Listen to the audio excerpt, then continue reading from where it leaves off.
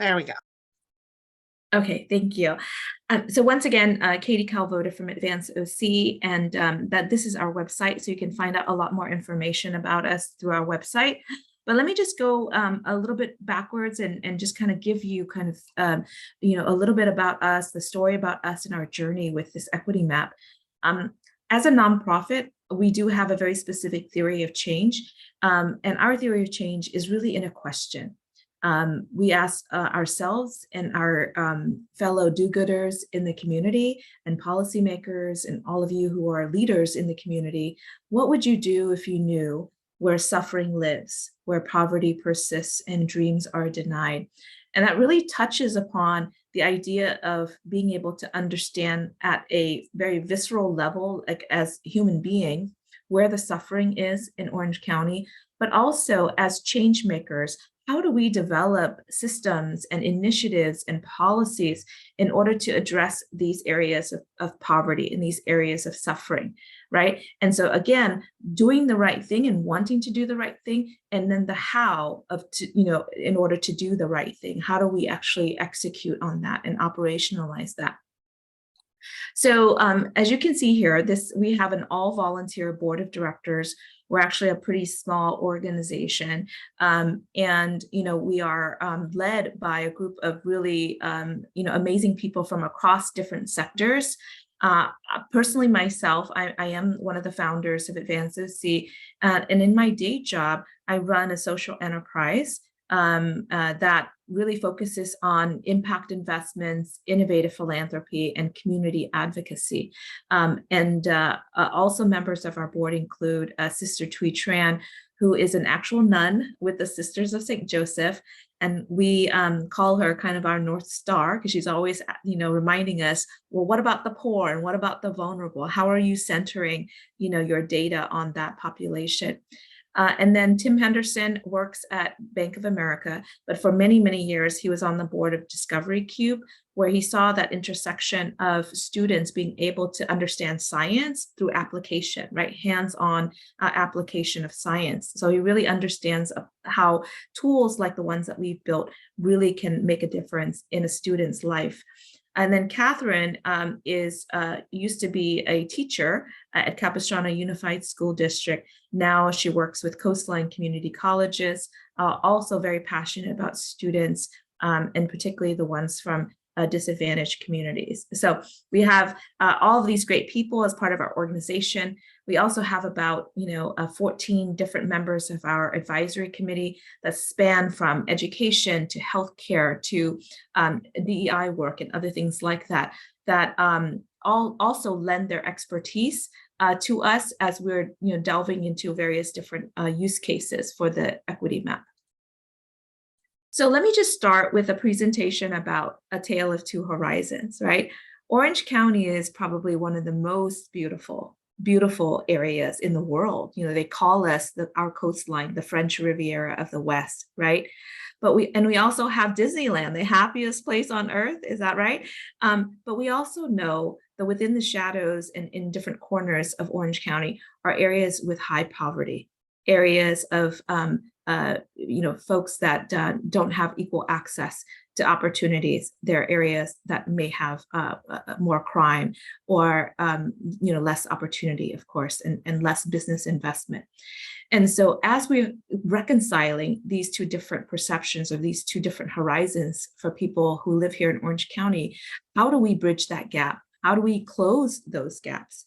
So at Advanced OC, we believe that the first step in closing social and health disparities is really bringing stakeholders together around kind of a common truth, right? So the common truth is data and really understanding the data and the indicators that show us whether or not we're making progress as a community. So as I mentioned to you earlier, we discovered something called the Social Progress Index. The Social Progress Index is a global index. It is actually used by a number of countries, like including Australia and Canada and Iceland and Brazil and the UK and all kinds of different areas of the world, also used by the UN in order to be able to assess what we call social progress across over 160 countries. So every year, they gauge and measure the social progress of these various countries.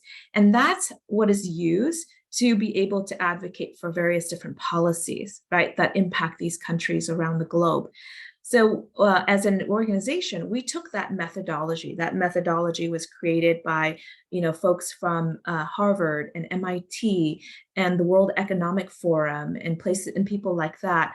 And we brought it to Orange County and we said, what if we could take sort of the gold standard of measuring progress globally and brought it to Orange County? How would we look at our data and what would our data actually tell us, right? So we partnered with that organization called Social Progress Imperative.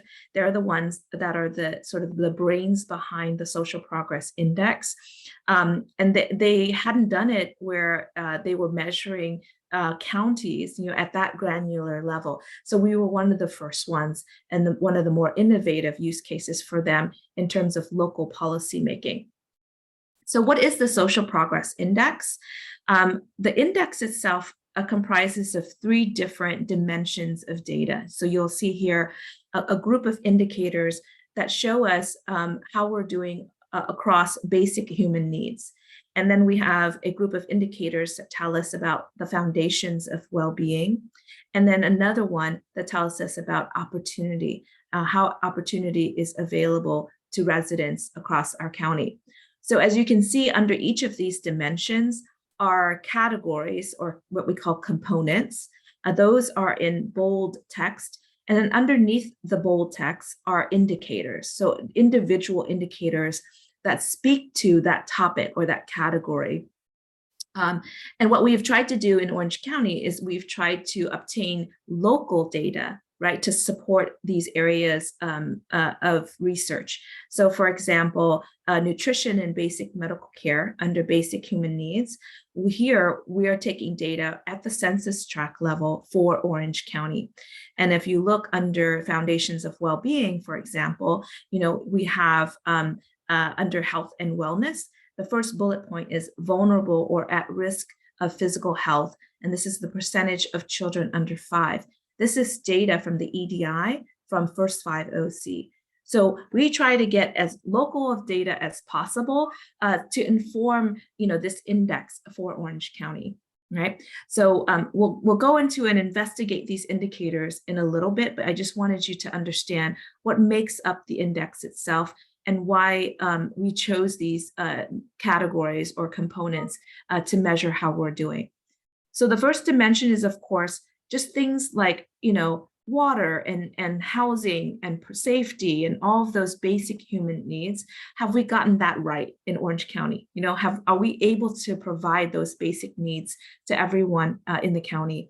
The second dimension is really the foundations of how we're able to achieve progress as a community collectively. And this is access to education. Are folks across the county able to access a certain adequacy of education? Access to information and communication. And this is in the digital world that we're living in. That means, is there a digital divide? And how do we measure that digital divide across the county, right? And of course, health and wellness, we need to be able to access primary care physicians, mental health services, et cetera, and the environment. And this is actually really quite hard to aggregate and to compute, but we have included it because it was such an important variable, especially for us in recent years here in California. The opportunity dimension measures things that create opportunity for us as individuals and for our families, right? From generation to generation. It's about personal rights. How many of us are civically engaged in order to be able to make our voices heard and to have a responsive, city council or a board of supervisors. We have ownership rates. So how many of us are achieving the foundation of wealth building in Orange County? And then we also measure things like, are there childcare services available, because we know that becomes a barrier for a lot of people in Orange County, either to pursue higher education or pursue employment opportunities is the availability of childcare. And then so many other things. I can go on and on about all of these indicators, but you can see them in front of you. And I think most of them are self-explanatory. So I will move on and talk about our process. So when we brought the Social Progress Index to Orange County, we actually did it in tandem with a lot of community stakeholders. So we put together a steering committee of a variety of different folks from across different disciplines. So we had public agencies, including the healthcare agency, social services. We had people from OC Human Relations and First 5 OC, as I mentioned earlier, and also the County Board of Supervisors. So this project, believe it or not, had unanimous consent or agreement among the supervisors. So this is not a blue project or a red project. This is a project for everyone here in Orange County. And then, of course, we also had education partners, the Department of Ed and Cal State Fullerton and UCI, and then health partners and philanthropy partners, all coming together to take a look at this particular strategy. And then when we launched it, back in 2021, we started going to various different convenings and gatherings to present the Orange County Equity Map, just like I'm doing today, right? So we have continued this tradition of informing community residents of this tool. And, we started getting requests from city councils because they wanted to understand the data for their cities, right? As well as business, from the Orange County Business Council to community health organizations like Latino Health Access and others. So the list is on and on and on. So what is the equity map and what does it look like? So this is the version that we launched with, and this is the original map of Orange County based on this Social Progress Index. So all of the things I just mentioned to you, all the 55 indicators that you saw on the screen have been aggregated to a single score. And that single score is what you're seeing here. So if your score is, if your neighborhood is in yellow, that means you're scoring lower on the Social Progress Index. And areas in deep purple are areas that score really high on the Social Progress Index. I wonder, just by maybe you nodding, does this surprise anyone, in terms of the areas that potentially have low social progress and those areas with high social progress? So as you can see, the county is pretty much bifurcated, right, between North County and South County. The differences are so stark, right? But with this tool, we're not just generalizing cities or generalizing zip codes. We can actually see down to the neighborhood, right, the census tract. So here in San Juan Capistrano, you have one very, very particular community that sticks out, right? And look over here where it says Newport Beach. This isn't Newport Beach. This is Newport Beach. This is Costa Mesa. So you can see that there are 4 very specific communities in Costa Mesa that is scoring lower. So what do you think the city of Costa Mesa is going to do when they look at their budget allocations every year? They're going to go and try to figure out what is going on in those communities, right? And how can they address some of those disparities that are taking place? Once again, in Huntington Beach, we have one really significant area and community that stands out. That is Oakview. That is the 1 square mile of Oakview in Huntington Beach, right? Oakview, for those of you who have lived in Orange County for a long time, used to be considered the Slater slums. I don't know if you know that, but it was a very crime-ridden and a lot of gang activity in that community. So once again, anecdotally, I don't think anything, this map doesn't surprise anybody, but just the availability of this data, and now that we can drill down, right, to those root causes of some of these disparities, is really the power and potential of this kind of tool. I'll just stop here for a minute. Any just urgent questions you have about this map so far?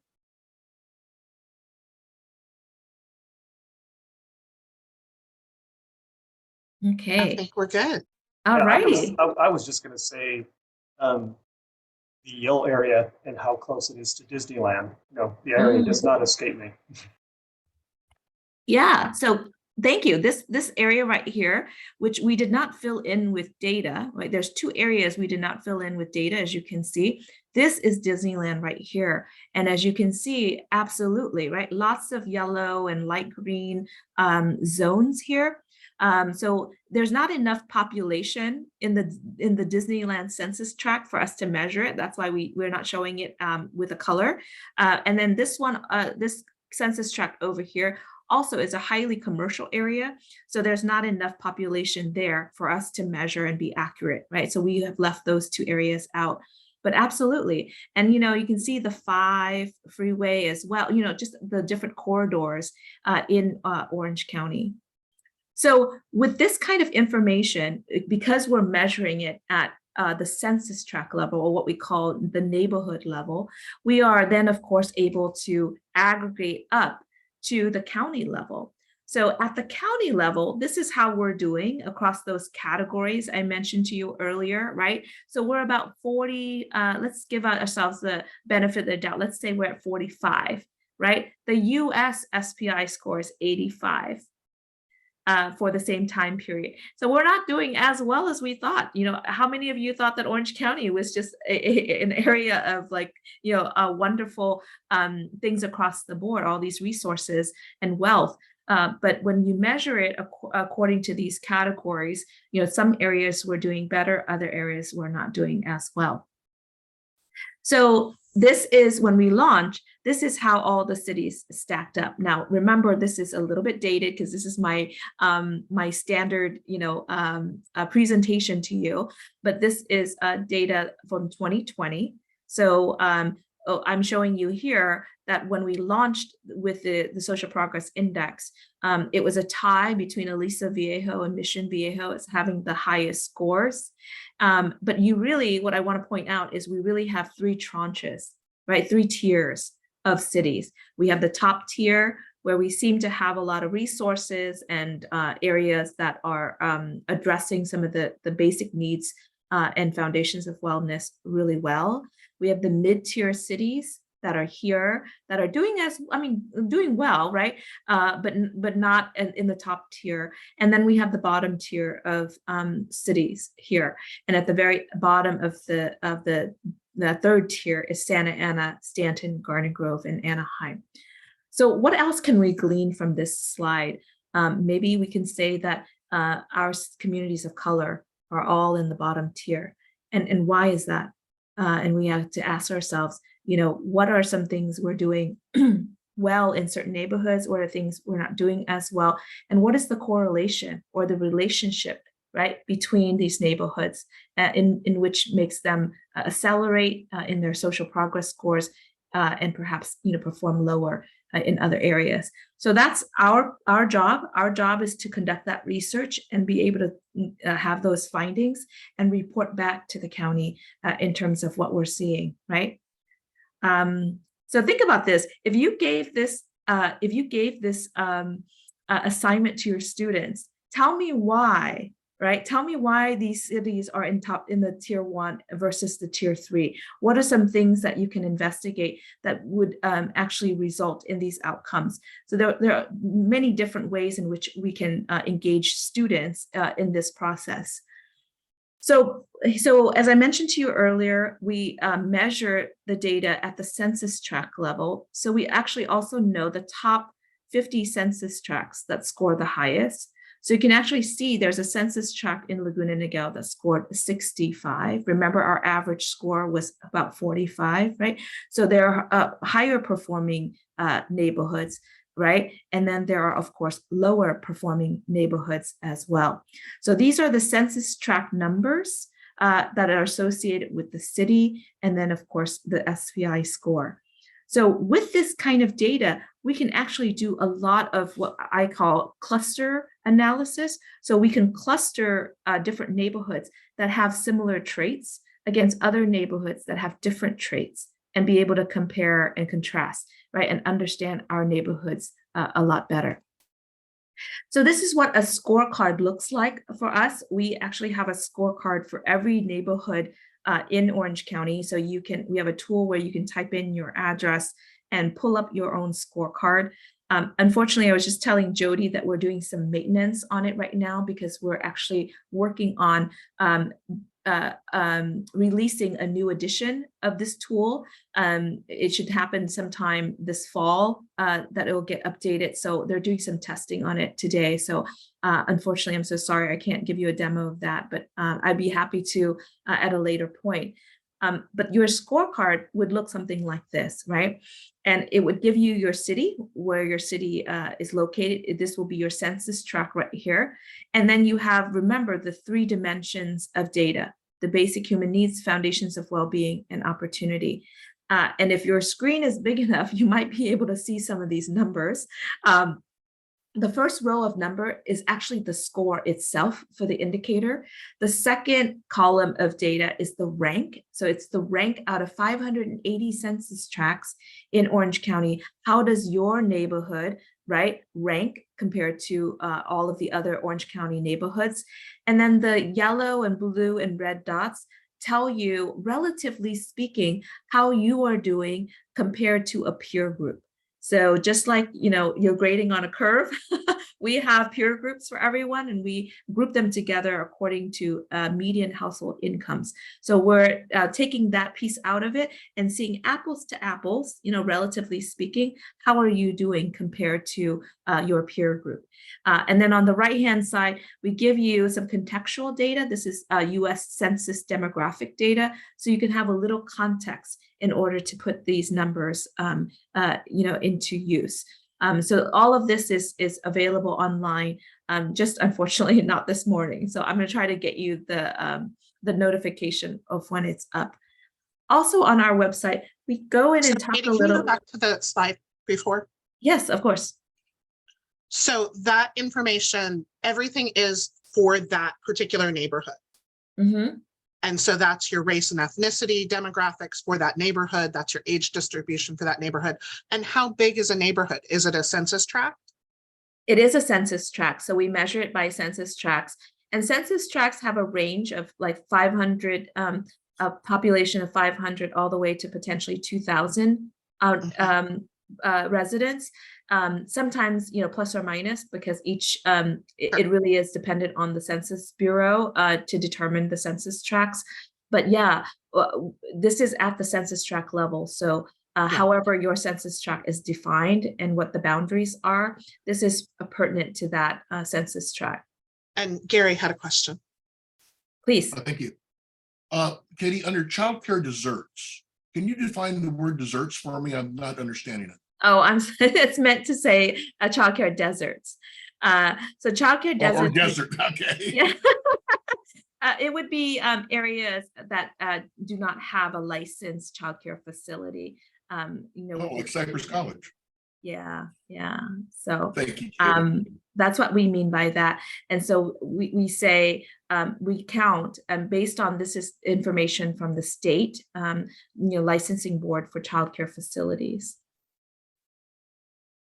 I appreciate it. Thank you so much. Yeah, you're welcome. So how does one interpret this data, right? What we were trying to do is create a community tool that everyone can access so that they're more knowledgeable about their neighborhood data.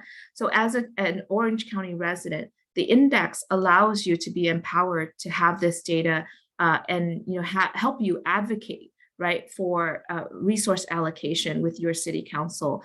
It'll allow you to be able to, join forces with your neighbors in order to address a specific issue.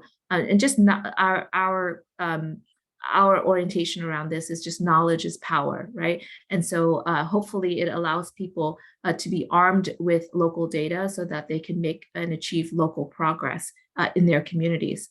Now, as a local elected official or policymaker, you might not be so thrilled that this transparency exists at the neighborhood level, but if you had a growth mindset, which we hope everyone does, you might think, gosh, this is really a powerful tool to allow me to be able to create change, right? And make things better for my residents.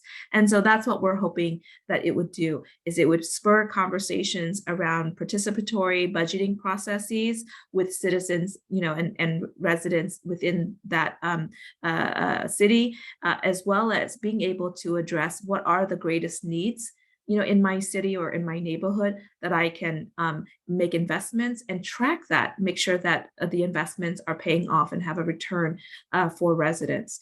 And then as an educator or a healthcare provider or a philanthropist, what you want, the social progress index allows you to have that baseline. Like, let's say you have received a grant for XYZ initiative, and that initiative is targeting a specific population or community. What you want to do is create a baseline that allows you to track the progress over time of that neighborhood where you're investigating or you're executing on that intervention.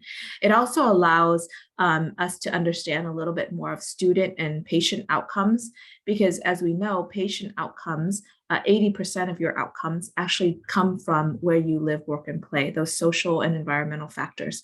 And I'll get into that next as we go through this presentation.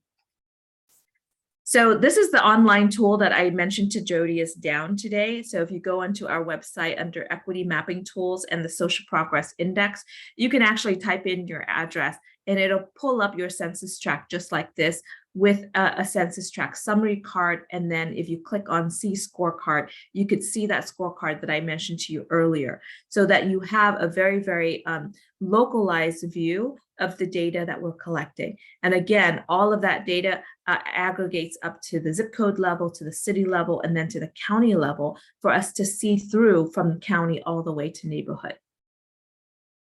And then online, this is what it looks like. So you could do a printout of this, and then you're able to then bring it with you to have conversations with stakeholders, neighbors, and of course, your local elected officials.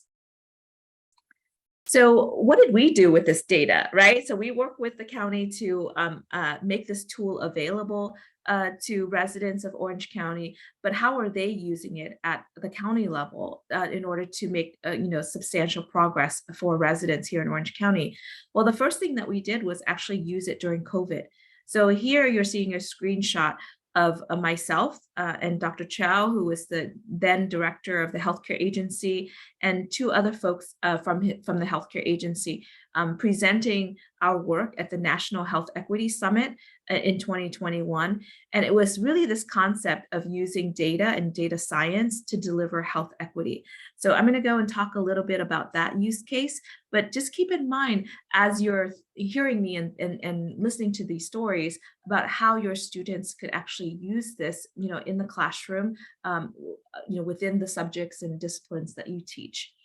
So let me just go backwards and say, okay, this is the Orange County Equity Map again, and I chose the city of Anaheim here, and you can see that I've selected as my base layer life expectancy. So we have the Social Progress Index, we have health data, we have population data, and then also an asset mapping tool of county and public resources, right? So here, this is the map of the city of Anaheim, and rightfully so, somebody had mentioned Disneyland. And so this is where Disneyland is.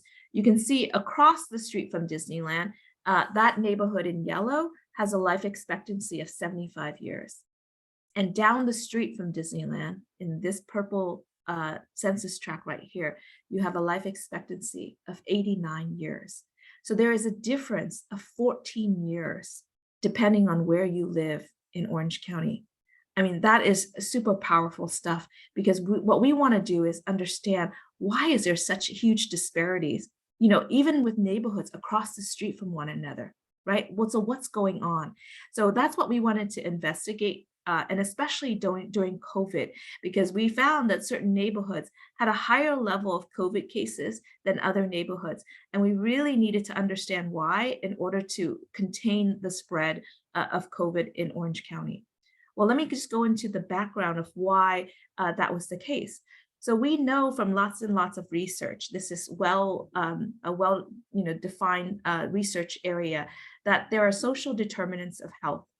And social determinants of health have these socioeconomic factors like, education levels, job status, family and social support systems, your income, the safety of your community, as well as the physical environment of where you live, and health behaviors based on those physical environments, right? The availability of parks so that you can exercise, right? The stress that you're under as a result of where you live may cause you to use tobacco or alcohol and other things. So about 80% of our health outcomes can be attributed to social and environmental factors. Only 20%, as you see here, are determined by your access to care and what goes on within the four walls of your doctor's office. So the powerful agent of your health outcome, remember the life expectancy numbers that we shared earlier, is really driven by social and environmental factors.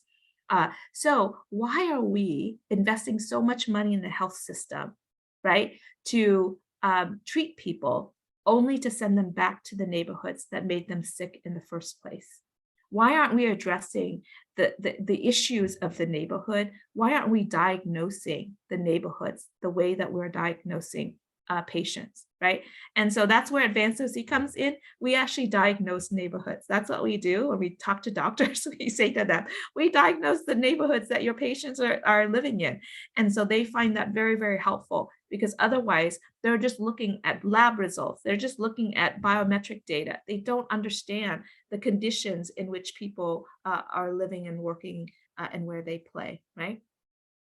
So remember, Before you move on, Nick, did you have a question? I saw your hand was up on the last slide. Thanks, Jodi. I just wanted to know, and I think you might have touched upon it briefly, how do you measure life expectancy? Because there's so many different ways to look at it. Looking at, death certificates, looking at, rates of ages of when folks are, passing in different communities. But what is your matrix for measuring life expectancy in terms of years? Yeah, so that's a great question, because it really points to our methodology of data collection, right? Actually, we don't collect any data. We don't, define these data categories. These are all categories and data that we have assembled from, state sources and federal sources and other places like that are highly vetted. So the life expectancy score is from the CDC. So they do an evaluation of life expectancy based on a whole host of different parameters, but we use their life expectancy scores in our equity map. Thank you. So here I'm showing you once again, remember the Orange County equity map that we had looked at earlier, right? And what we did is we overlaid the COVID cases in the first year of COVID. So in 2020, look at what we saw. So you would imagine that there are a lot more COVID cases in areas with high population, right? High density of population. That would mean Santa Ana and Irvine and Anaheim. But what we saw when we tracked COVID cases was that it was primarily in the areas that were painted yellow, right, in our map. And so that was a very big aha moment for the county in terms of the transmission rates and the prevalence rates of COVID were really driven by these social determinants of health, more so than population density, more so than other things. Because if you think about Santa Ana, which is right around here, right, they actually have one of the youngest population groups in all of the county. And so when you're thinking about the underlying health conditions that posed a risk for COVID, it was mostly older people who had underlying health concerns. And we were seeing a high tracking of cases with older folks. But then we saw this proliferation of cases in places like Santa Ana, which actually has a lower median age than all the other cities in Orange County. So for us, being able to track the two allowed us to develop something called the COVID vulnerability map. And we took various different indicators from the Social Progress Index and indicators from the CDC that the CDC was telling us were risk factors. And we put together this map for the healthcare agency in order for them to stand up, testing sites and vaccine sites all around Orange County. And this is why we have the healthcare agency's logo on our maps, is because they were the first use case of our data science work.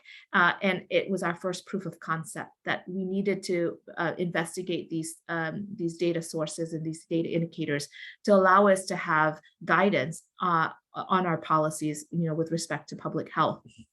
So what you're seeing here is basically the dark areas, once again, are flipped because it's a risk score. So if you are in yellow this time, you have a low risk score for COVID.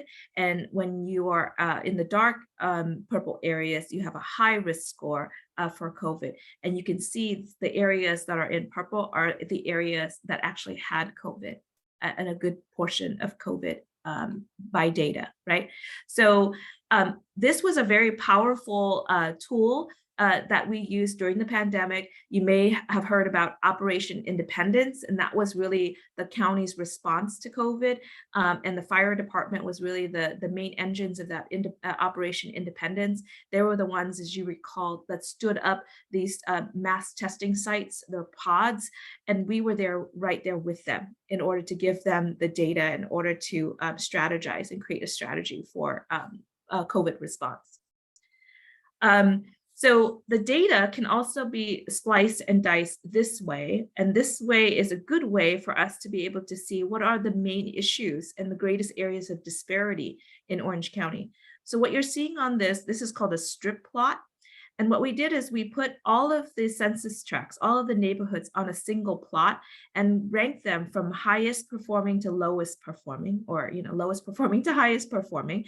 And then you can see if they're wide, like let's look at housing, right? The lowest performing census tract in terms of housing is this one in Anaheim. The best performing one is this one in Huntington Beach. And you can see when we stack them in one line, how vastly different the lowest performing is from the highest performing. And that's what we mean when we say disparity, right? Different neighborhoods having different lived experiences as a result of where they live. So the areas that are compact, like nutrition and basic medical care, we seem to be doing a pretty good job, right? Because everybody's getting kind of roughly the same access to care and nutrition. But when it's spread out on the strip plot, you can see that the realities are so different across Orange County. So access to basic knowledge, look at that. So the lowest performing census tract is in La Habra, the highest is in Los Alamitos. If I were a policymaker in education, I would say what's going on in these neighborhoods versus what's going on in these neighborhoods, right? And be able to compare and contrast. And that is what this tool is meant to do, is to allow people to investigate those things and be able to start building on this research with their own. I'll stop here. Any questions? This is kind of a very technical dashboard that we created, but we were hoping to make it as pedestrian friendly as possible. Najee had a good question, and I don't know if you want to unmute and ask it, Najee, or I can just read it from the chat. Yeah, hi everybody. Hi, Jodi. I have a question. Let me just put my video on so you can see me. Is there such a, this is fascinating to me, and it just, I knew that poverty correlate with a lot of these negative outcomes that we're seeing, but to see it at the granular level like that, it just fascinates me because I'm a data geek. I love data like that. But is there such a thing that's being done, this initiative for LA County? Do you know? Yeah, no, they're not doing it for LA County. I would love to help them, right? And start something like this for LA County, because you can imagine, right, the amount of coordination that could help alleviate some of the obvious issues there, like homelessness and other things.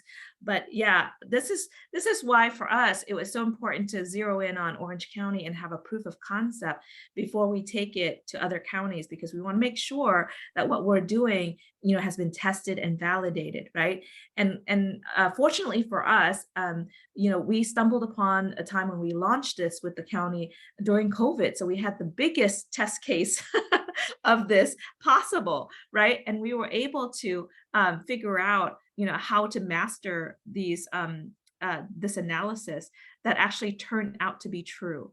So our proof of concept couldn't have been, stronger. And that's why you see we have such a strong partnership with the healthcare agency, because they saw it firsthand, how data science could actually help improve health outcomes. I mean, when you showed the map of the Yeah. COVID risk and the poverty risk, Yeah. oh my God, the overlap was amazing. It's Mhm. just the poor areas have higher COVID risk than the wealthy areas in the county. Yeah. I mean, we knew that, but now we have the empirical data behind it. Yeah. Well, Yeah. and Najee, you bring up a really good point, and Katie sort of alluded to this, is that, you can imagine without this data that the COVID resources and the testing would have gone to the wealthiest places, because those are the people with the loudest voices when it comes to local politics, that talk to their representatives, that talk to their county supervisors. And we see that on a granular level with park access in cities and towns, and you see it in the wealthier area. And Anaheim is a great example of that the wealthier areas get the resources because they elect their councilmen, their political players, they end up investigated by the FBI, and all of that follows.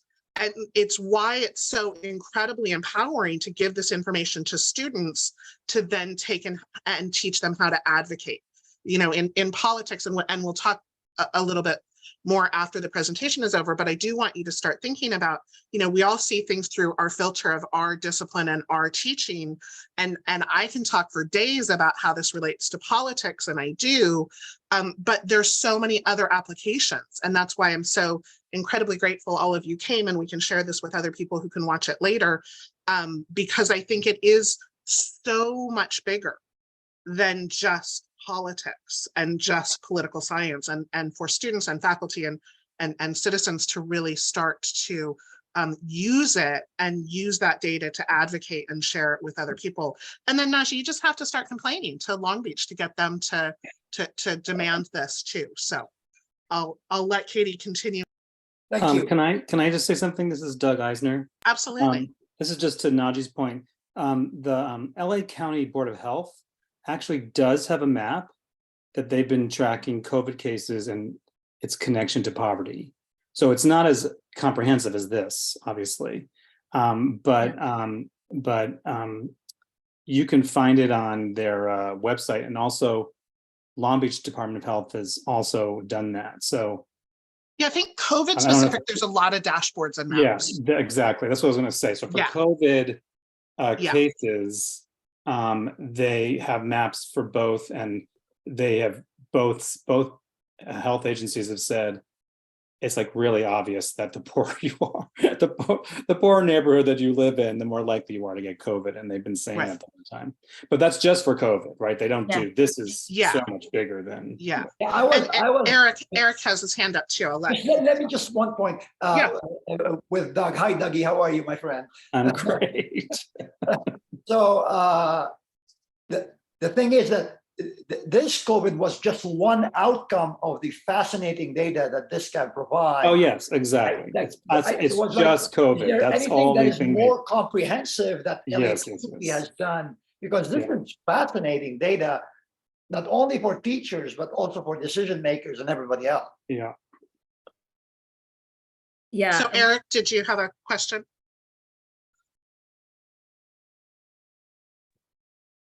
Sorry. Yeah, I just kind of had a comment, because I teach a GIS class where we map data like this, and I see students get excited when we're mapping the data. But it is important to point out that just because you see an overlap, right, we get all excited. Oh, this must be a cause and effect. But there is a middle piece between that I'm sure agencies, do their due diligence that has to be done to kind of show, oh, yes, all of these, indicators that we're seeing in the index are having effect with the COVID, even though we know, right, because we live in it, that those two things are related. For actual policy to move forward, we have to kind of like do more due diligence to show that there is a statistical kind of effect between the two. That was just a comment I thought would be good here. Yeah. So yes, absolutely. So the healthcare agency didn't just look at the overlay map and took it as truth. We actually tested it, right? So they went on the ground and started standing up these vaccine sites, and they started to see a dramatic drop. In fact, Orange County was the first medium to large size county to go into yellow tier after implementing this tool. And so, not only did they were skeptics of this, but when we tested it out and we had proven, again, that's what I meant by proof of concept, is on the ground when we actually tested it and put it into practice, that it actually gave us the outcomes that we were hoping for. And so that's kind of the power and potential of data, right? Data is only one element, but really when you start to hypothesize different interventions and you start measuring it, that's when you can validate that causality that you're talking about. So it's very true. We have to always have that caveat that correlation does not equal causation, and we don't want students to jump into those conclusions, but it really is a wonderful first step for evaluation and research. Yeah, and Donovan had a hand up too. Yes, I do find the data and everything very amazing, even for my looking at it for the classroom, putting it in to look at diagnosing the class group of people that are there, where they come from, and using it to assess their background without even asking them about their background, just knowing where they come from, and therefore to know how to move forward equitably in the classroom. But I find that fascinating. That's why I put in the chat, this is amazing.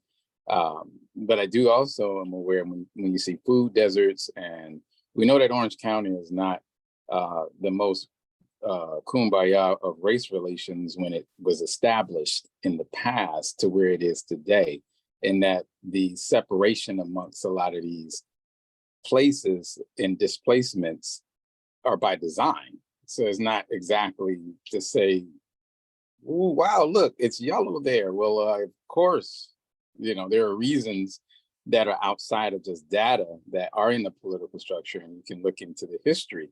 Like if you bring the history, a map of the history of race relations amongst Orange County and place it on top of the same map, would you see those purpose separations and those linings and breakups all happening? So I do, that gets my curiosity in delving into this, as you talked about, these richer areas, and that the lower numbers are places of color. And then when I hear that word people of color, and it always strikes a match and rings a bell for me to look at, okay, well, a food desert over there amongst these groups of people is why?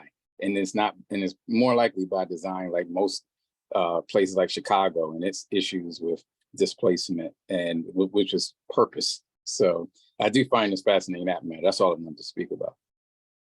Thanks. Gary? Thank you. As a human services instructor, I find this extremely interesting, knowing where to pinpoint areas of need. But my question is, I was wondering if there's a reason why the unincorporated areas of Orange County are not mapped. I live in one, Tribuco Canyon, so that's what brought my interest. But I think it's a question that, are we ignoring these areas, or are they just not done yet? No. We have this data. So you can see most of Orange County has the data. And we actually were very purposeful in being able to cover as much of Orange County as possible, right? You are right, though, that a lot of times the unincorporated areas are not counted as well, right? And the data is not readily available. But to the extent that we can, we try to include all neighborhoods of Orange County. I'll share this one with you as well. This is our map of COVID vulnerability. And you can see, once again, all the areas are covered, including all of the unincorporated areas. This is the state's map. This is called the HPI, which is the Healthy Places Index. And you can see all the various different gaps, and you here, right? There's no data. So we intentionally said that is not good enough, right? For Orange County, we need to do better, because we can't leave anybody behind, right? And make sure that this is a tool that is helping everyone equally. So yeah, we went through a lot of pain and effort to try to be as inclusive as possible and cover the entire county. Thank you. And so Katie, just to clarify, the two white parts are just industrial areas, right? It's This is Disneyland and the yeah. industrial. Yeah, this is in a highly industrial area, Yeah. and then this is Disneyland. So we didn't Yeah. feel it was proper because there were so few residents in those census tracts to include them. Yeah. And that's the only reason why they're not included. Yeah, thanks. Jaime, and then we'll get back to the presentation. You're muted. Katie, thank you so much for this data because it completely demystifies and obliterates the myth of Orange County as somehow some kind of a middle class haven. You know, you can clearly see the class divisions here. And so I want to thank you for that. And just a little piece of information here, again, going back to Disneyland. I don't know about now, but they used to keep farm animals there, like sheep and reindeer. Well, this was a loophole so that they could write this off as a farm. So Disneyland was technically a farm, so they didn't have to pay as much, when it came to taxation. So, leave it to the powers that be, to find the mechanism to suit their interests, no doubt. So thank you. Thank you. Thank you so much. If we have time, I would love to show you something else. I didn't have it pull up yet, but because of Donovan's comments, I really want to show you something kind of where we're headed. So Jodi, Yeah. I'm so excited to be able to share kind of what's ahead I with know. this group. So let me just finish here. Yeah. And then we can talk a little bit about that. You guys all mentioned about income, right? And poor areas having the worst outcomes. While that is true, there are exceptions. And I wanted to demystify that as well, because oftentimes we just kind of like pass it off as, okay, this area is poor. And so of course they have lower social progress. But when we actually run the numbers and the correlation here, you'll see that we track the blue areas are two areas with the same median household or very close to the same median household income, but one has lower social progress than the other. Why? Right? And that's where people like us as researchers, we delve into that specifically. And then the red areas are two neighborhoods that have the exact same social progress scores, but vastly different median household incomes. And why is that the case? So this is where what I mentioned earlier about cluster analysis, understanding these exceptions and these groupings of neighborhoods really will shed light into what do we need to focus on as a county and as a society, right? If it's not exclusively income, what else should we be doing in order to promote progress across all of our neighborhoods?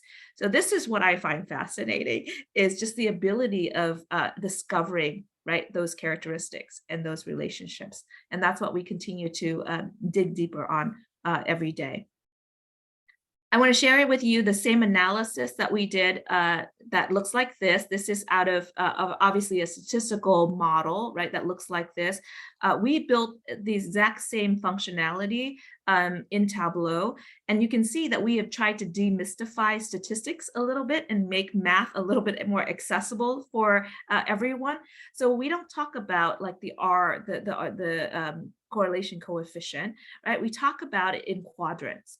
So if you take a look at this, the four different quadrants are the median values of the data set. And what we say is this quadrant, right, has low median household income, but very high social progress index. This is where you want to be, right? Because you don't necessarily want it to be tied to median household income. What are these neighborhoods doing that are making them excel while they have lower median household income? Right. And then similarly, the ones with the very high or low social progress index scores, but high median household income, what are they not doing well? Right. Because there's obviously opportunity here for us to lean into, and maybe those neighborhoods are not doing that. So again, the cluster analysis is really powerful, but what we showed here is the same combination of social progress and median household income. This tool will allow your students to be able to understand the relationship between one variable and another variable, right? Very, very kind of in a common sense kind of way. And what we did is we overlaid in color the number of COVID cases, right? So now you have three variables that are intersecting. And it'll allow for many, many hours, if you are a data geek, many, many hours of lost time investigating relationships. I see 2 hands up. Is that from the previous slide, or? I think Donovan's is before, and I think Najee wants to know the R square, and we'll talk about that at the end, because when you see it live, Najee, you can dive into all the data, but I want her to be able to get through the whole presentation. Yeah, the R square here is 0.7, by the way. So I just want to give you that. Okay, so let's move on. So we obviously have this really powerful tool for public health, but what else can we use this tool for? So obviously, we could talk about food insecurity, right? And areas of food deserts, as someone had suggested earlier, the correlation between access to food and other indicators, and this really bifurcation of food access to long-term nutrition.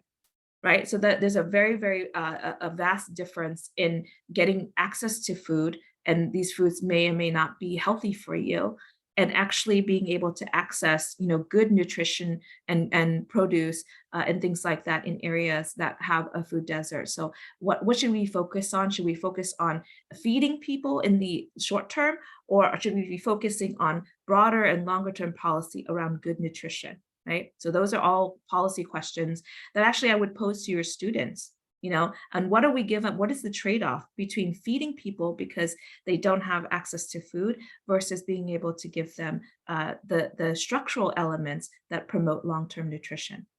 And then let's think about community development. Housing and homelessness could really benefit from this analysis and this data. There's things called opportunity zones now that are tax policies passed by the federal government that is supposed to encourage development in these distressed areas, but are they doing what they're saying they're doing, right? Should we look back and say, well, these are the projects that were approved and were granted these tax incentives, but did they really add value to the communities that they were built in? So all kinds of, I think, different investigations that you can think of in your own disciplines as to how this tool could be useful in just a general conversation about policy. Right now, we're working on something called the Youth Vulnerability Index. This is a very exciting development that I'd like to share with all of you because you're all educators. But one of the things that we learned from COVID is that we really truly didn't understand the impact of COVID and the pandemic on our children and the behavioral health and mental health impacts that is associated with.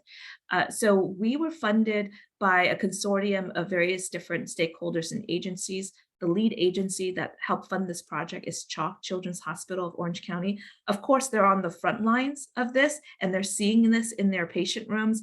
So they were very interested in having us take a look at the Social Progress Index and overlaying that with very specific, pediatric indicators and more. As we kind of develop this tool, we will investigate all kinds of different indicators and data sets in order to understand and perhaps capture vulnerability in our children. And so it's a very positive thing. We're kind of moving, in that direction, just because, again, if we can intervene in a child's life earlier on, in their health journey or their well-being journey, we could make a very lasting and almost life-changing impact, right, for them. So this is, again, just launched. We're just launching this process. And so when we're done with this, I'll be sure to let Jodi know so you guys can access this as well. But another project that is really exciting for us that we're going to be launching is called the Social Determinants of Justice. How is it that our legal outcomes are determined by where we live and where we work and play, right? So what are those determinants that are dictating, strong penalties for certain areas, lesser penalties for others, and how does that exacerbate, the outcomes for justice-involved individuals, and what does that mean for us as a society as we tackle, changes to the justice process.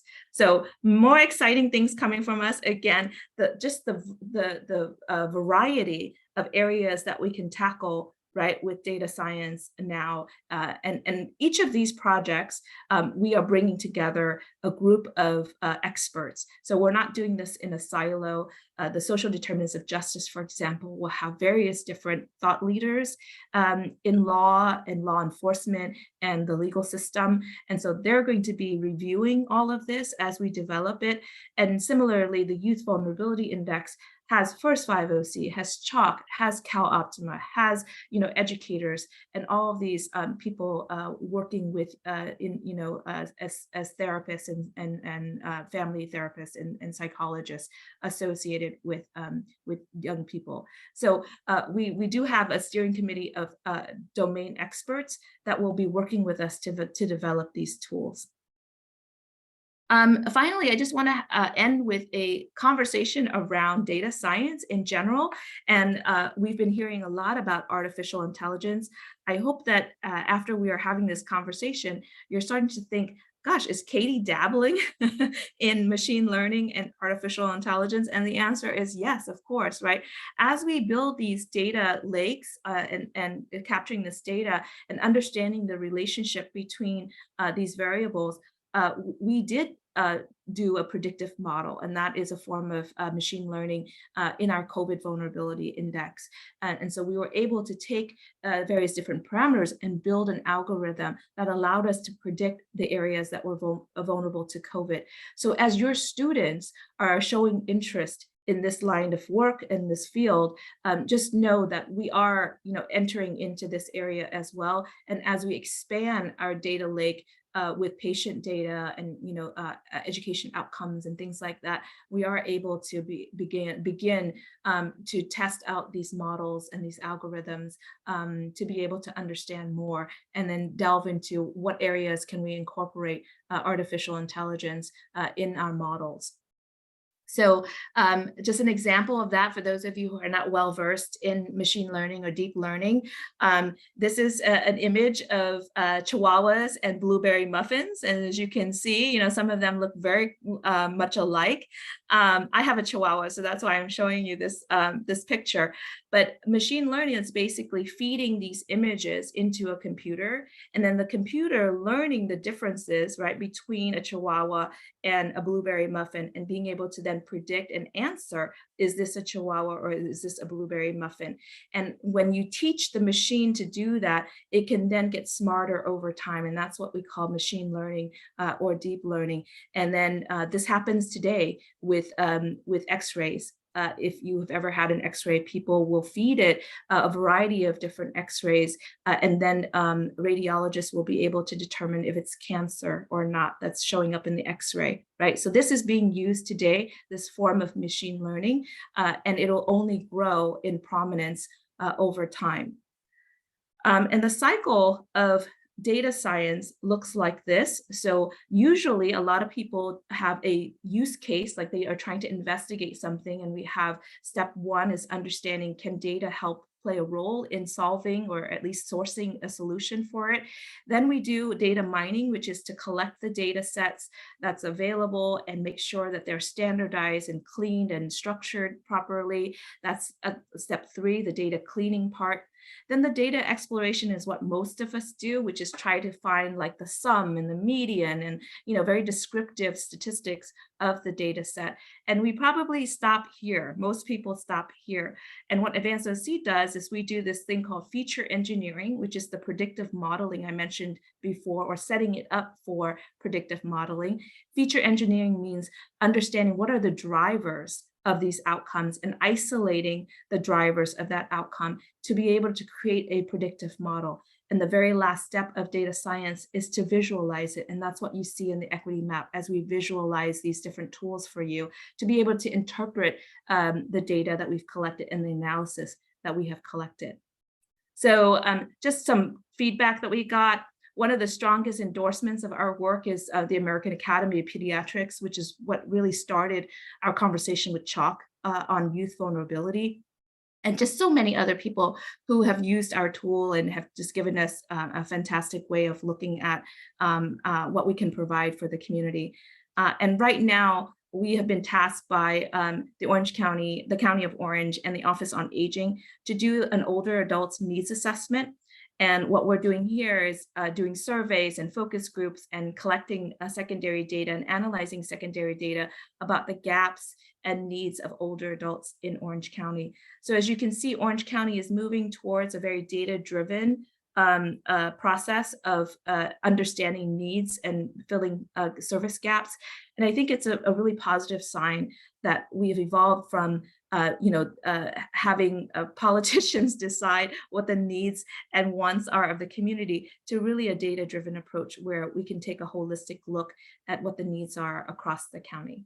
And I will stop here for any further comments or questions, and we can do some brainstorming, right, Jodi? I have to unmute, but yes.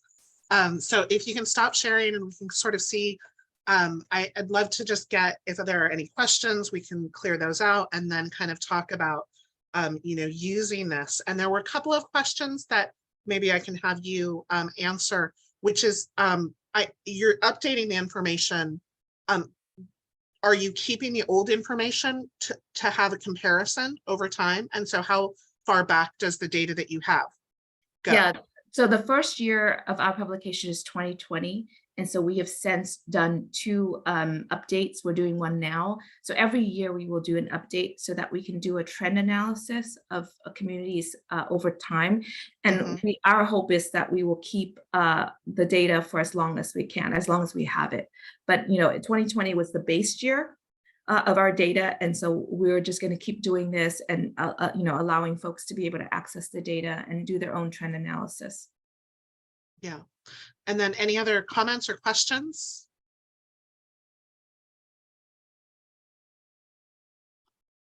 So first, I'd like to thank you for the presentation. I think it's really great to see it in action and to see what is available. And so I want to thank you for that. And you had mentioned you wanted to get something else to show us. And so if you need to look that up, we can kind of vamp for a little bit and have Gary ask his question. Yeah. Gary? I didn't have any more questions. I just wanted to say thank you so much. In human services, we're going to be using this. I found a program online. I've been playing with it back and forth as you've been talking. It's going to be a blast. I can see myself using this in quite a few of my classes. Thank you so much. And I'll put the link in the chat for anybody. And it's really easy to find if you Google equity map. OC equity map, it's very easy, but it's really easy to use. I show my students on the first day, and now I'm going to show them this recording. It's really easy for them to play around with it and get comfortable with it. Kelly. Katie, would you welcome potential student interns? Yes, so we just talked about this. We have been using students from UCI as an example for since 2021. They have a program where they can pay their students to come work for different organizations. We've had a long list of students wanting to come work with us, and we are happy to have them. Actually, we love the students because they come in such bright-eyed and have all these ideas, and so it just kind of helps us along in our development. We love programs like that where they're paid internships because we know that we have a level of commitment and reliance on the students. But yeah, I welcome them because even with the older adults assessment, for them to be able to understand how the work that we're doing on the data side, data collection and analysis and some predictive modeling goes back into policy and touches communities, right? It's just such a powerful trifecta. And it, to me, I think it changes hearts and minds, all the time when we're working with students. So please send them our way and let us know if you guys have a similar program. Thank you so much, Katie. Yeah, and so many of our students are the caregivers for the grandparents in the home because they have flexible schedules. And, we really discovered that it was revealed, not discovered, but just the scope of that during the pandemic. And so they have firsthand knowledge of that. So whenever you want to share the last thing you wanted, we'll do that. I'm ready. So I'm going to go ahead and share my screen here. So we get asked a lot to present at different conferences, for a variety of different reasons on what we're doing here in Orange County. And I'm super proud of the fact that, people are starting to hear about our work, and maybe even some of them are replicating it. But as I mentioned to you, we partner with the Social Progress Imperative as an organization. And so I just wanted to cover some of the use cases across the globe doing what we're doing here. This is the SPI, the Social Progress Index for Leeds City Council. And this is, in the UK. Again, environmental concerns, brownfield sites through the lens of equity, right? So they're plotting these brownfield sites on the equity map for their city. Another thing is here in the London borough of Barking and Dagenham, they did, they tried to understand homelessness and tried to deal with homelessness during the pandemic with a similar analysis, and being able to access vendors and providers within those neighborhoods in order to have a local response to homelessness. And as I mentioned to you before, the Social Progress Index is mapped to the UN Sustainability Development Goals. And so this is something that ties directly to what's happening globally.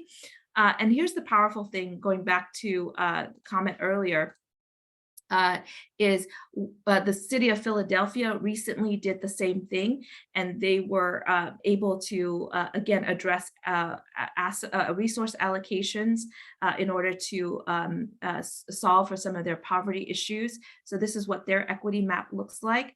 But this is what I wanted to share with you. So if you take a look at Buffalo, this is Buffalo, New York. Right? So they did a social progress index map as well. Do you guys remember when the shooting happened in Buffalo, New York, right? And it was a racially motivated shooting. And right after that happened, the city of Buffalo said, gosh, no more. We need to address some of these structural elements of racism in our community. And they did a map of their city. This is what it looks like. So again, their orange areas are our yellow areas, right? And the blue areas are areas of high social progress.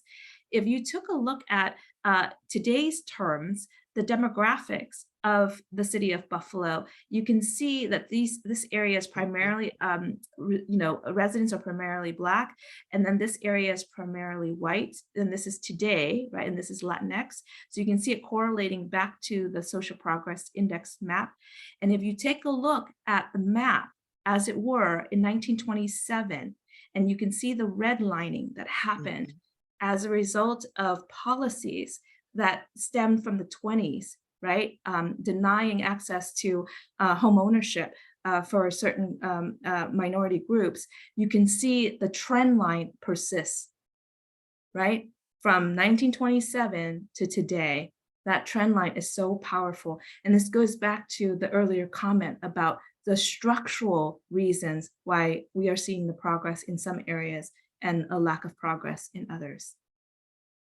So guess what? We're going to do this analysis for Orange County.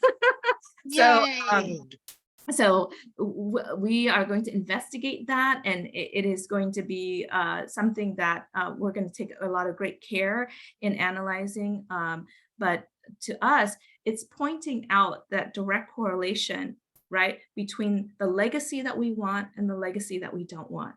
And so we have to always be mindful of the things that we're working on today. How does that carry forward, for generations to come?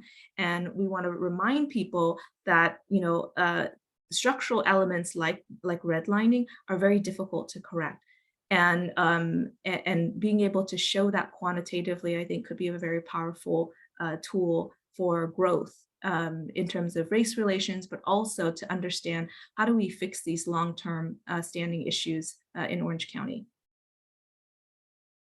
Yeah, that's great. I look forward to that. Do you have a timeline of when? Yeah, so we were hired by the state of California, GoBiz, to understand the impact of COVID on businesses, community businesses in Orange County. And so we're taking that opportunity to take a look at community wealth, and redlining, of course, plays a huge part in community wealth. And so we're doing it as a part of that project. So a timeline, probably at the earliest, like spring of next year. Yeah. That's good. So I did want to just kind of throw it out there and kind of have people brainstorm about how your departments, how your classes could, start to use this, and what information might be helpful, or more specific training even that we could arrange. Katie is so incredibly generous with her time, and even, doing a recording that you could use in classes with this. So anybody have thoughts or questions or? Yeah, Tracy. Sorry. Go ahead, Doug. Well, I actually, this whole time I've been thinking about how so many people in this session are from the social sciences division, but there's a few of us from humanities, and we deal with data at a much lower skill level, I would say, probably than social sciences. And I'm actually kind of, I know Angela and Tamara and Noriko are here, and I'm actually kind of thinking that as we move forward is to think about how, I think, Katie, what's so great about your site is that it is very user-friendly. And so I'm an English teacher and my sense of data is vague. But I don't know that I would necessarily need to be able to know that much about the science of data in order to be able to use that. And I think that that's so helpful for being able to introduce data in our freshman writing classes, and how you can incorporate that in essays, and telling them that, as you move on, you'll probably have classes that delve into data much more. But I just think this is great. And I totally agree with Naji, like LA County needs this. I also live in LA County. It's like we need something very similar, because I'm sure it would be very revealing to everybody if we had it. But anyway, so I've been thinking about that a lot, about how the user friendliness of it is really, really very helpful. So I really appreciate that. Yeah, and I definitely amplify that, because my students in political science, we're not at a level where they would know about the R-square yet. And so introducing them to the data where it's curiosity, where it's, playing around with it, where it's visual, that gets them then later interested in learning that. And certainly those who might go work and do an internship with the organization would discover more of that. But yeah, it's base level, and it doesn't scare them when you bring it up on the first day when you're talking about their research, which is always the thing for me. So Tamara? I was just gonna, since Doug invited me into this Sure. conversation, my students do their second research paper where they recommend something to improve their community. And I always take them to census.gov to get that information, the demographics about their community. But this is another really helpful tool. And I think just broader beyond just my class, I think that, as Doug was saying, in the humanities, it tells a story, and learning and teaching students how to take that information and create the story, or to find the story that's there, I think is a way that this information can move beyond social sciences, beyond data, and be brought into the humanities. That's just my thought. Yeah. Yeah. And I, I invite students to choose a neighborhood if they don't live in Orange County, because for those students who are living in Los Angeles County, they don't have it. And that gets them upset because they want to learn about their neighborhood. But I have them just choose Fullerton College, or they can choose any neighborhood. And it's been really interesting that they kind of have a sense of ownership of their own, chosen community. So Craig? Yeah, I just wanted to ask, I see metrics like opportunity, inclusiveness, health and wellness, and I'm curious how that is defined, right? So what are the things that contribute to a high score versus a low score for each of these components? And if there's a way that you can, if there's a way so that I and students can kind of dig down into what different components make up those metrics, because I think that's super important, because you can say, well, this part of Anaheim has really low personal rights. Well, what does that mean? And because then that's where you start to talk about, how do you turn it around? How do you fix it? Yeah. Yeah, I'm going to share my screen again. These sessions are always not long enough because I'd love to go into it a little bit deeper. So let's have, sorry, hang on a second. Not that one. Let's have another session if we could, and then we could go into those very specific things. But let me just share with you a resource area. So this is our, I think it's my share screen is still loading. Okay, there we go. So this is our website. And then of course you can see that the data tool is here. The OC equity map is here. And I would love another chance to kind of come and walk you through all of these things, but this is the equity map 2021, right? And so you can see the various different, how the coloring has changed, from this year to last year. But if you go into the social progress index, just that right there, you'll see that we have a ton of information here on the background of the social progress index. This is the tool that I mentioned to you that is currently down, but if you check back, it'll be up where you could type in your address and then your scorecard pops up, right? And then down below it, what you'll see is how to interpret the data, and then also the framework. So as you talk about the different variables that make up the components, they're all listed here for you. So you can kind of see, okay, what do I mean by inclusiveness? And it would be these 4 things that make up the inclusiveness. And then if you go down even further, you can see the underlying sources of data. And we actually do a hyperlink to the data set, so that if your students wanted to dig in even further, and if they're quite advanced, right, they can go in and they can see the definition of the data, the indicator, and the source itself, and it is a hyperlink. So we try to be as transparent as possible and have all of this information up here, but I wanted to take the time to walk you through this part of our site so that you have a reference point if you have those questions from your students. Yeah, that's really helpful. Thanks. Kristen, and then Kelly. I'm just thinking of this from a labor historian perspective, and I live in Anaheim, not too far from Disneyland, and I'm getting inundated already with vote no on A, and every time I go to YouTube, the message pops up. And so I was trying to think there might be a way to do this, even though it's the current data. I'm going to have them focusing on this idea of centers of labor and protest. And since LA, and I'm a good NorCal raised person, so LA and Orange County still will always in my mind merge a little bit. And so it's a way I could use some of the current data and some of the demographics with what I assume is going to be a huge, I'm guessing, political issue coming up. Yeah. Good. Kelly. Thanks so much, Katie. As a sociologist, I can think of dozens of applications for this Orange County equity map that we can use in the classroom, in addition to the many disciplines within my division, 10+ programs that this could be so useful for. But while we have you here, I have a question.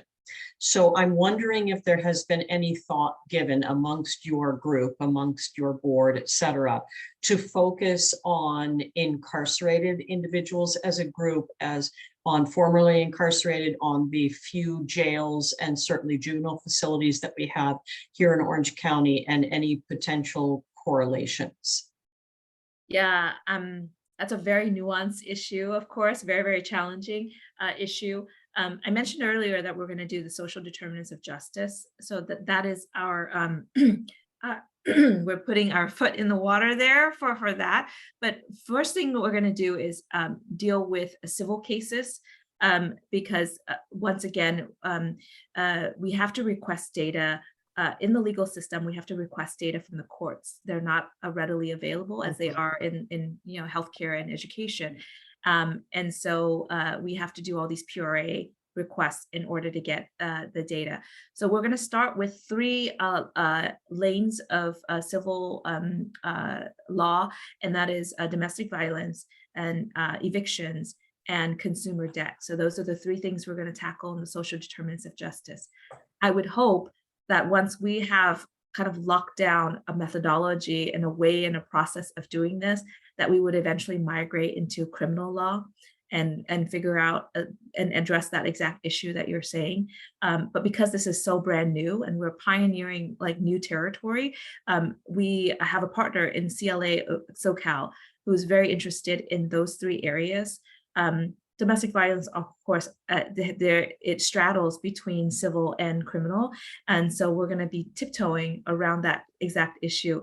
But yeah, the one place that we've had a little difficulty getting access to data is from the courts. And we have asked for the Sheriff's Department, for example, in Orange County to share data with us and things like that. And they have very, very long processes in order to give us that data transparency. So we're hoping through this project that we can at least master the way that we can get to the data. And once we do that, I would hope that we would tackle that next. Thank you so much. This is a discussion I've had with students for many, many years. Orange County, I think, is reflective of many counties across the country that hide data, and they do so very intentionally. For example, in Orange County, it is virtually impossible to get data on male sexual assault in incarcerated institutions. And that is tragic, not only for those populations, but for all the rest of us. So thank you, Katie, for your efforts. Yeah, thank you all. So I did record this, so I'll be sharing it with Jean Costello so that others can watch. And so if you do watch and you enjoyed it, send me an email. I'd love to hear from you later. But I just, again, thank you so much. You're so generous with your time, Katie. And I love just all of this, and that you made it free and accessible is the best part. And Katie put her email in the chat, and I'm looking forward to seeing the updated data. And again, the reason I wanted to offer this during Flex Day was because I think it's so crucial that we, find ways to teach our students to do real hands-on research, and that can't be cheated on with ChatGPT because it's neighborhood, it's granular, and so the smaller we can get these pieces, the harder it is to have AI do your homework for you. And it shows the meaning. That's what's been really fun, is that my students have just really enjoyed the projects because it is their story and it's their neighborhood stories. And hopefully we teach them how to use the levers of power to make changes. So thank you. And thank you all for coming. Thank you, everyone. Please reach out if I can be helpful. Yeah, good. Thanks, Katie. Bye. Bye, everybody. Thank you. And